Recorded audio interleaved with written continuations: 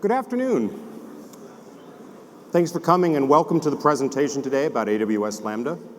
I know we got a few folks still sorting in, but we're going to go ahead and get this kicked off. So today's a birthday party of sorts. A year ago, we introduced AWS Lambda to the world, a new way to think about serverless computing. And today I'm here to give you an update on what we've done with Lambda over the course of the last year, talk a little bit about some of the emerging use cases that we've seen, and most excitingly, roll out some of the new features that you heard about this morning in the keynote. First, though, let me make sure we're all caught up, because maybe not everybody in the room has been using Lambda. So AWS Lambda is a compute service, and the interesting thing about it is what you don't have to think about. Starting with not having to think about infrastructure. And with that comes lots of interesting consequences. For starters, you don't have to think about being under or over capacity. One of the nice things about that is you can just give work to Lambda in the same way that you might ask S3 to store your objects, and it'll do the compute on your behalf. So the problems of having too many or too few servers don't occur. Similarly, since you're not thinking about the infrastructure, you don't think about how to get things onto the infrastructure. So there's no challenge of deploying code onto a fleet. That's left to the, basically to the guys back in Seattle who were building that piece. And then you don't have to think about scaling and fault tolerance. Because we build this as a fully managed service so that under the covers, we worry about things like availability zones, spinning machines up and down, taking care of unhealthy hosts, all of those pieces that are undifferentiated heavy lifting that have nothing to do with your business value per se, but stand between you and deploying production apps at scale. And then finally, boilerplate activities like building in your logging system come ready-made out of the box. So you don't have to take special action to do that, although you're welcome to add more if you like. Now, those are all the things you don't have to think about. But there's a whole bunch of stuff that you do get to think about, which is, what code do I want to bring to this platform? And you can run the code you like. So there's no straitjacket here that says it has to be written in Java, it has to be written in JavaScript. You can bring native libraries, you can create processes, you can use threads, all the natural pieces of programming that you're used to. You can run code in parallel, massively in parallel, and easily in parallel. One of the nice things about a system like this is you tell us the requests that you want to run, and we figure out how to get that code started. You can create things like backends, mobile backends, web backends, as you heard this morning in the keynote, IoT backends, along with event handlers, hooking up Lambda functions to other pieces of AWS or third-party event sources, and process all kinds of data at scale coming through Kinesis, coming through S3, coming through lots of pipes. And one of the most interesting things of all is the economics of all of this. So there's an obvious productivity element here, because you don't have to do all those things on the left and think about all those different pieces. You don't have to spend time on them. So you're more productive, and you don't spend money on the things you don't need to. But there are also some interesting economics that come from the benefits here. So first of all, when you don't have the infrastructure, you don't have to worry about underutilizing the infrastructure. So there are no servers that are sitting around idle or cold or underutilized that are costing you money but not delivering value. You also don't have to worry about over-provisioning so that you might handle burst capacity, but then have extra capacity lying around. And then finally, Lambda's got sub-second billing. So we build in these incredibly fine-grained 100 millisecond units so that as soon as you're done with the computation, you stop paying for it. Now, how all of this works is relatively simple.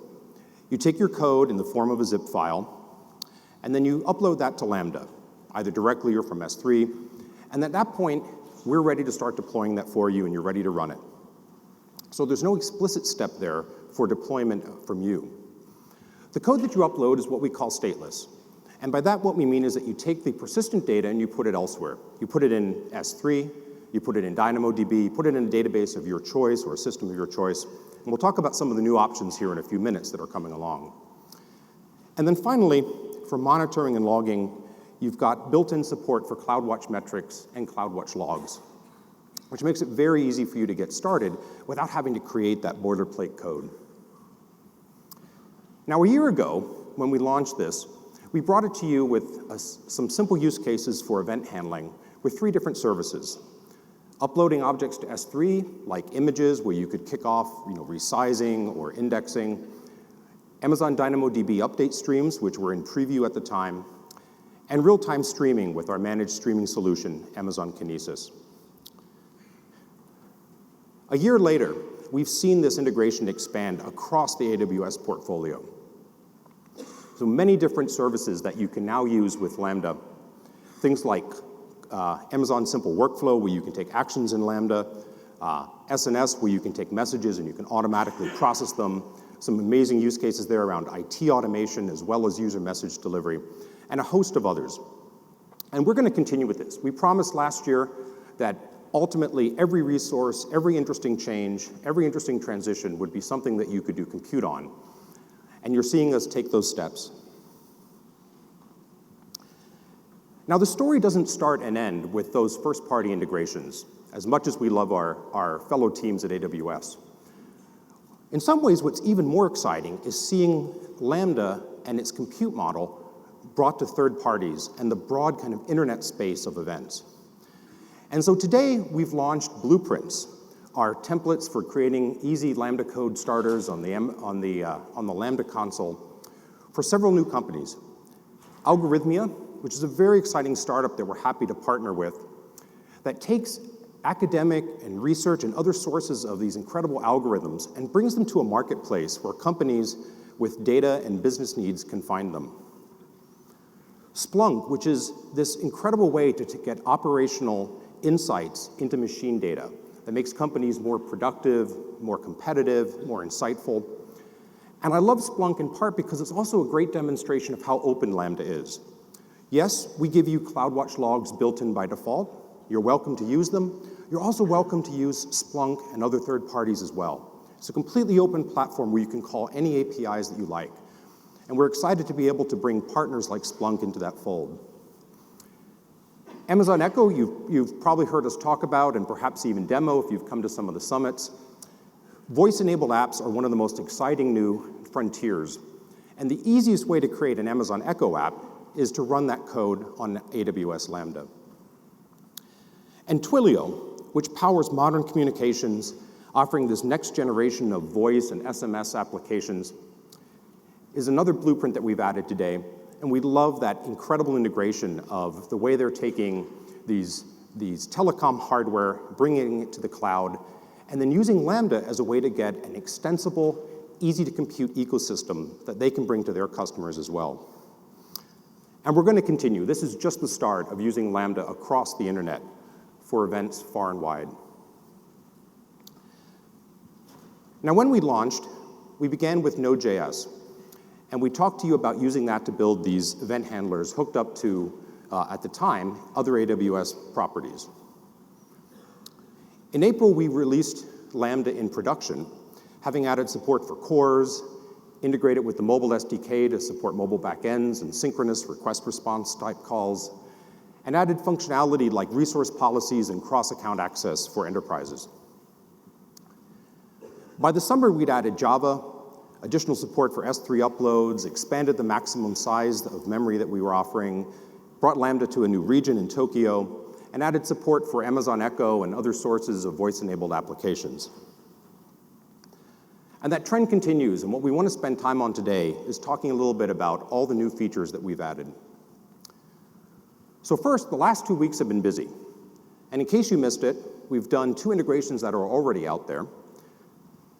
We announced recently that Simple Email Service, Amazon SES, now uses Lambda for inbound rule processing. So if you've got code that does, for example, spam detection and analysis, you can write that as a Lambda function that will be automatically invoked and used to process incoming email. And this is a great example of where Lambda functions and their easy-to-use serverless style can be applied to different kinds of computation where the burden of setting up and maintaining a server fleet might have been overwhelming. Another one that I'm incredibly excited about that we just launched is integration between CloudWatch logs and Lambda functions, so that now you can scan, audit, index, transform, or notify on log entries in real time. This complements some of the built-in CloudWatch alarm style functionality in CloudWatch logs because now you can do anything. Anything that you compute, any library that you want to bring, you can run it over your logs and take action on them. You can take the results and consolidate them and store them. You can notify end users or operators of problems. Anything that you can call from Lambda, you can now do on logs. Very, very exciting new functionality. And now we come to this morning's announcements. So hopefully most of you heard Werner in this morning's keynote talk about some of the new features that we're bringing out across the board. And one of the most exciting ones for Lambda is introducing a new language. A lot of our users have been excited to get Python functionality. And today we're bringing Python 2.7 to the Lambda platform.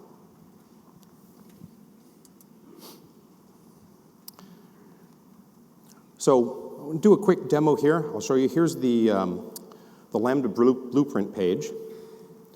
And you can see that we've created support here for a number of Python blueprints.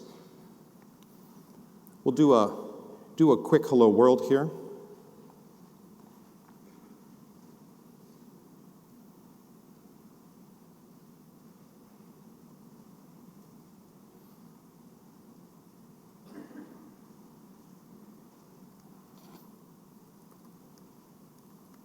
I'll go ahead and give this a name.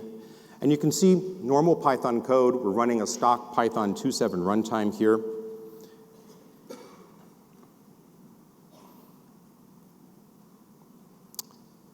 And there we go. We've created a Python function. I'll go ahead and change one of the key values here.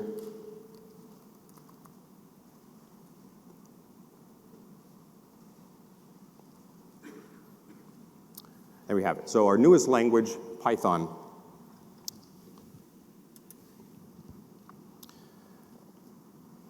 Python support's available today. It's available from all of the SDKs and the AWS CLI. You obviously just saw me demonstrate the interactive editing mode, so fully supported in our console as well. And it comes with Boto 3 built in. So you can easily call any other AWS public API through your Python code inside of Lambda. Now, the next one I want to tell you about is longer running functions. And we've heard this request for a couple of different reasons. First, we have some folks who occasionally have maybe a large log file or a large image or a large object for processing that just takes a little bit longer than that 60-second limit in Lambda. We also have a class of users who are doing very compute-intensive work. Perhaps it's video transcoding or other kinds of log manipulation where they've got a lot of work to sort through and they just want to be able to do more compute at a time. So today we're bringing a 5-fold increase in the limit, lifting that from 60 seconds to 5 minutes.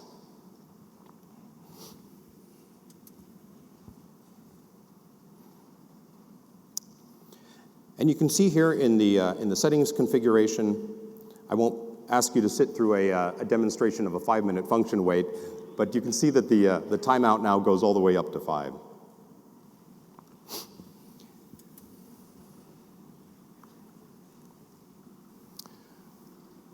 This feature is available from most of our SDKs. We actually have added Ruby to this list as well. And with some of them, you also will need to set the socket timeout higher if you want to make a synchronous call. Of course, for asynchronous work, that's not necessary. The asynchronous invoke returns very quickly from Lambda, but the job itself can then continue on running for up to 5 minutes. Now, I want to take a pause here and talk a little bit about resources in general for Lambda.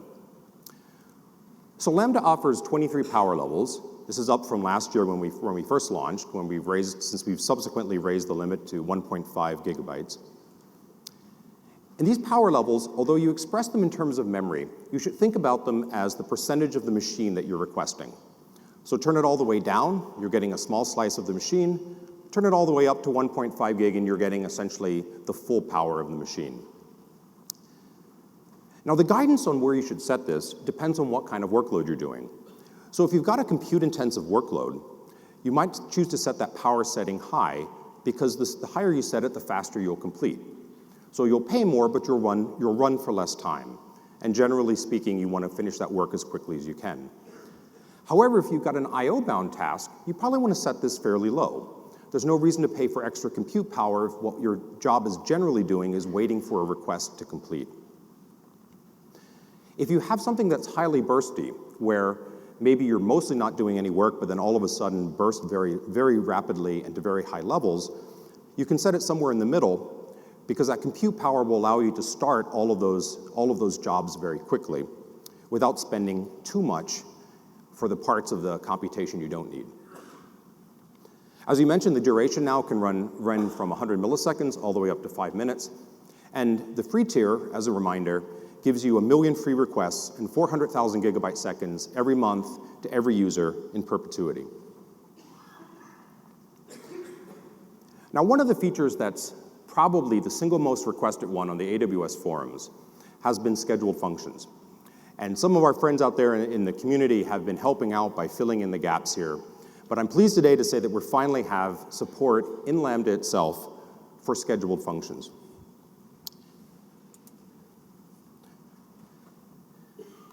And I want to give you a little bit of insight into what that looks like. And in particular, I want to show you a new blueprint that we've added called the Lambda Canary. The Lambda Canary is incredibly simple. It's a little bit of Python code that calls an HTTP function. So it lets you basically go out and look at some site on the web, and then it checks to see that the response it got back has some particular value, right? Nothing magical about this code. It's just an example of what you can do with scheduled jobs. And one of the things I'm doing here is I'm checking Amazon.com, the Amazon retail site, to see if it's got a particular value. So checking to see if the word shopping appears somewhere. Now here's the fun thing.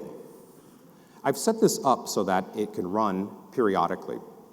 And if we go ahead and select the canary here,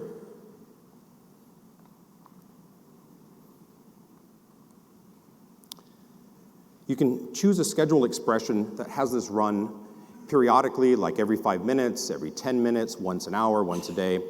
Or you can supply cron syntax here. So we support both, and using cron syntax, you can tell it to run at a specific time of day. Now, the nice thing about that little canary example that I showed you is that the built-in CloudWatch metrics effectively turn this immediately into a canary. So I can come over here and I can look at the CloudWatch metrics for that function, and I can see how many times that probe of the Amazon retail website has succeeded. The orange line here tells me the invocation, so that's just an indication that the canary is sitting there running. And then the blue line is the number of successes and failures. And you can see we've had a couple of times here where the page, for whatever reason, didn't contain the word shopping. Now, maybe that's okay in some cases, not in others. Advertisements are coming and going in this case. But here's an interesting example of what you can do with scheduled jobs and the built-in CloudWatch metrics with almost no work. And this solution, as simple as it seems here, is highly available and highly scalable. So you could do this for many canaries, and those canaries will keep chirping away with the kind of the full power of a highly available cron driver behind them. And of course, this is just one example of what you can build with scheduled jobs. One of the things that we get asked a lot is for how do I pull other event sources like SQS or RabbitMQ? And now with scheduled jobs, you can easily go out and grab data from those event sources as well.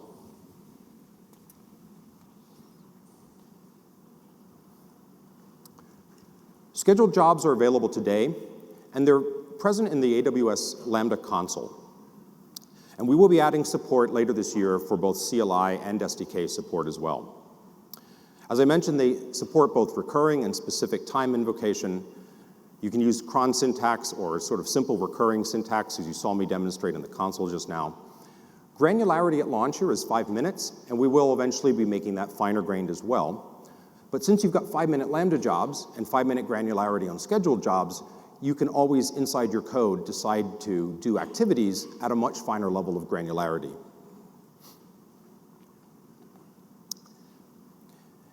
Now, if anybody was present or saw the New York Summit, we talked about Lambda bringing out a new feature around versioning. We've had lots of requests for the ability to take a function and create different versions of that function for lots of reasons, supporting scenarios such as roll forward and roll back, but also to allow teams to communicate and collaborate more effectively. by having different team members be able to create different versions of a function. And I want to go ahead and show you what that versioning looks like here.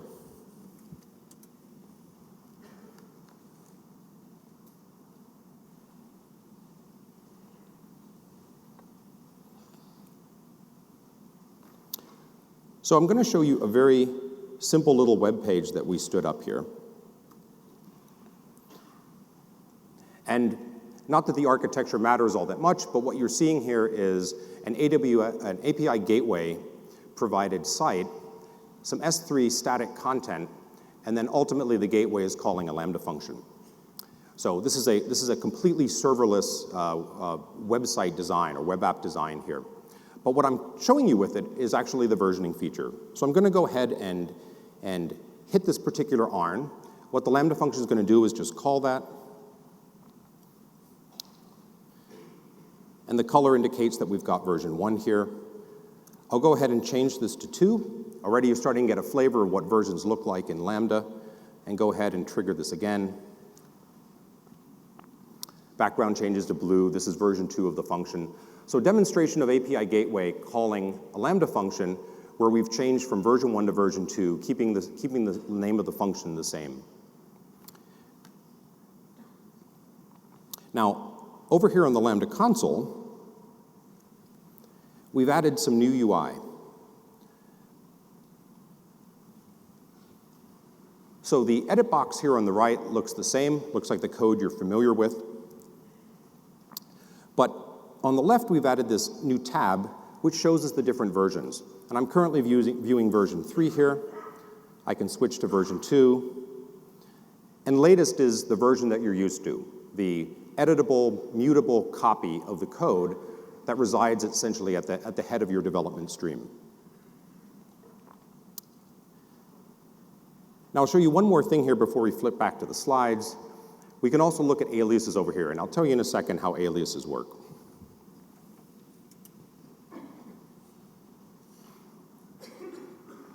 So the first thing you need to know about versioning is that if you don't care about versioning, nothing changes. Everything is backward compatible, and if you simply want to upload code to Lambda and run it, it works exactly as it has before. So you can make changes to your Lambda function, upload that code, and every time you make new changes to it, you overwrite the code and get the updated copy of whatever you've stored most recently.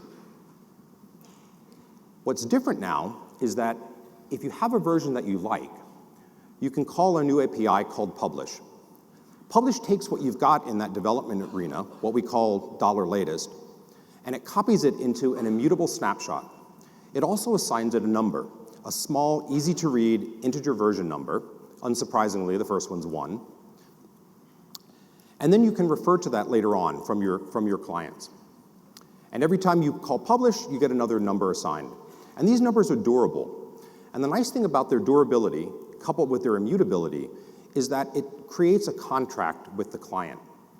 As the function owner, you're of course always free to delete your function, but the client of that version, whether that's your own code or your own tools or a client that you've given out, say through a mobile app or some other app, knows that that version is always the same set of bits, and those bits don't change.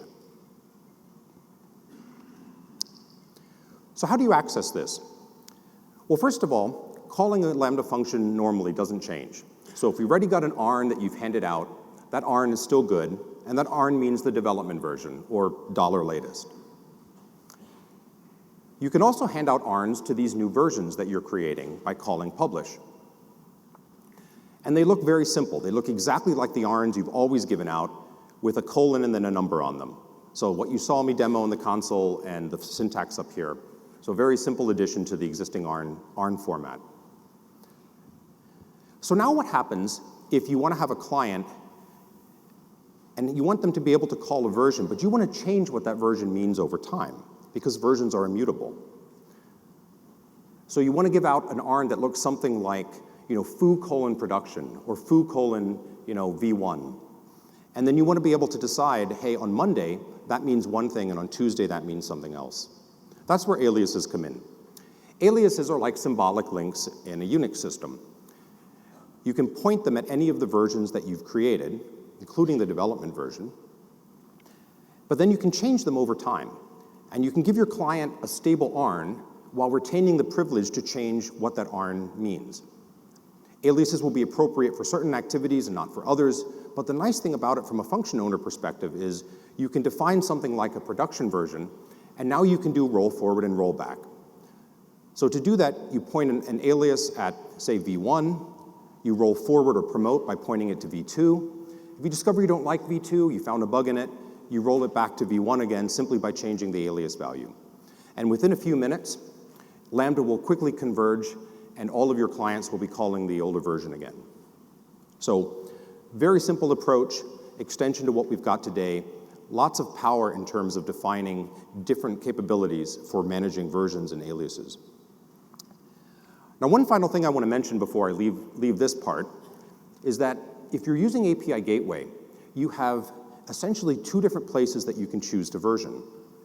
So API Gateway lets you define HTTP endpoints, and you can point them at a variety of things, but of most interest to us here at the moment is you can point them at a Lambda function.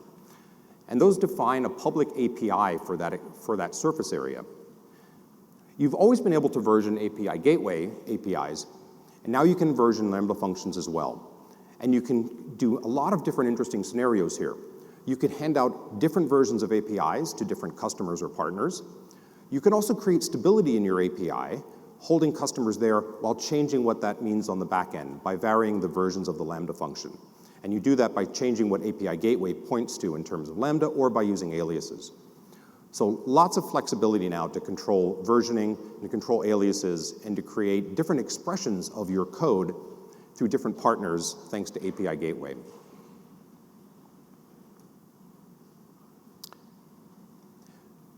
One of the most exciting things that we've brought out today is support for the Internet of Things. And we announced earlier some of the amazing new technologies that are available now to use and connect hardware devices, be they smart thermostats or industrial devices, to the cloud and to data centers. And Lambda, just as it does for Alexa skills kits, for Amazon Echo apps, or for mobile apps, is the easiest way to create the compute infrastructure for this new class of IoT applications. And we make that super simple by having a rules engine in our IoT service that can call a Lambda function. And now by writing your Lambda function and taking advantage of all of these other features, you can define the back-end control for how your Internet of Things devices should behave. And you can do both data ingestion here as well as command and control by sending those requests and commands back through the IoT system and ultimately down to the device. So bidirectional capability here using Lambda functions hooked up to the AWS IoT service that we launched this morning.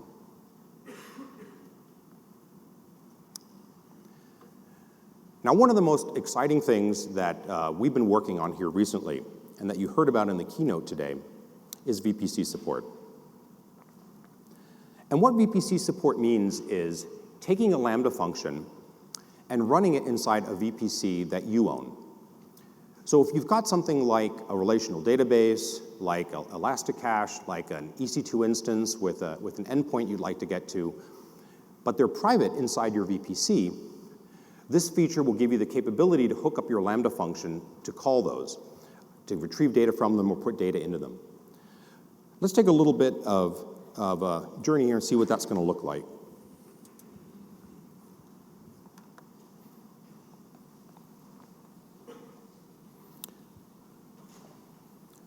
So first of all, I want to show you the RDS configuration page. And in particular, scroll down here, this line. So I've got an RDS instance, a MySQL instance, that's not publicly accessible. So it's visible only within my private VPC.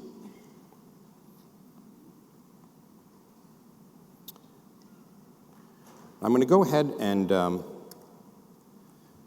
show you on the command line here what the AWS function configuration looks like. And in a second here, we'll step over and look at the code for this. But first, I want to show you what that configuration is like. So here's a Lambda function, which I'm going to place inside the same VPC that I've got that RDS instance running. And you can see this function config has a new section now called the VPC config. And in that are the security group IDs that you want to use and the subnet IDs. So this works just like anything else you would place into an Amazon VPC. In particular, security groups work exactly the same way. So you have full control over whether or not you let that Lambda function see the internet, which ports it can use, et cetera. Works exactly like everything else inside your VPC. Now let's take a look at my sample code here.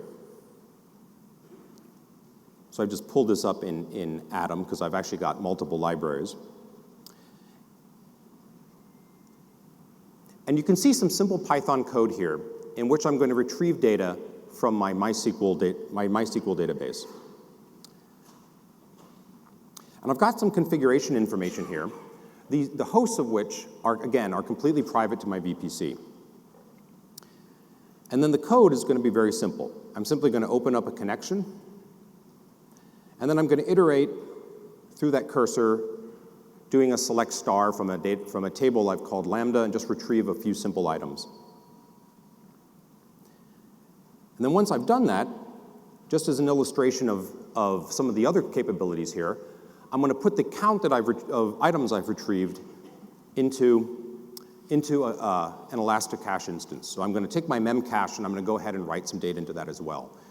So this is very simple toy code, but it illustrates the power of VPC, grabbing something from a relational database and using a cache that's completely private to me.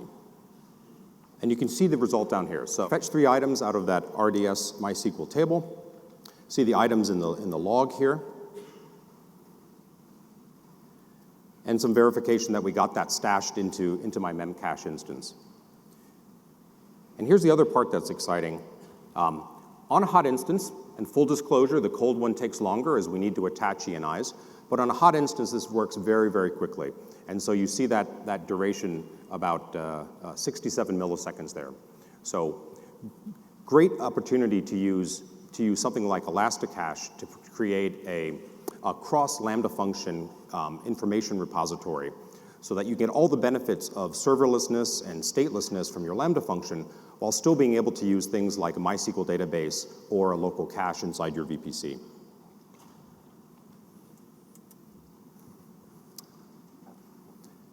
So we talked a little bit about how this works, run functions inside the VPC, subnets and security groups work exactly like you'd expect them to. We'll be launching this in a few weeks, so the functionality you saw here will be the way this works, and we'll be bringing this out shortly. All right, it's been a busy year. Now we'd like you to take the next step. So if you haven't already, go check out the AWS Lambda Console. You saw me doing a bunch of coding up here, just how simple it is to get started. You've got a choice of languages in terms of Python, Java, Node.js. Really easy to run code, and the first 1 million invocations are free. As a next step, try adding one of those many event sources. If you've got data in S3, if you've got data in DynamoDB, or create an HTTP endpoint, very simple to take those things and hook them up to your Lambda code.